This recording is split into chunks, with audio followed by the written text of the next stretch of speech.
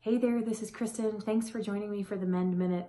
Today we're going to be discussing the new acronym for how to manage acute musculoskeletal injuries, POLICE, and how it differs from the old way that we used to manage musculoskeletal injuries, RICE.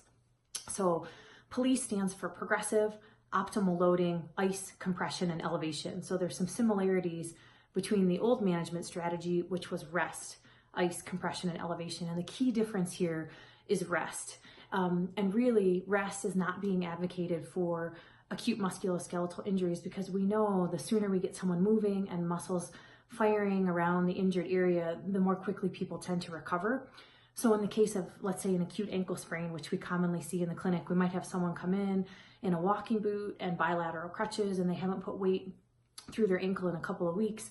So if we could have started a progressive loading program sooner, maybe eased out of the boot and started some weaning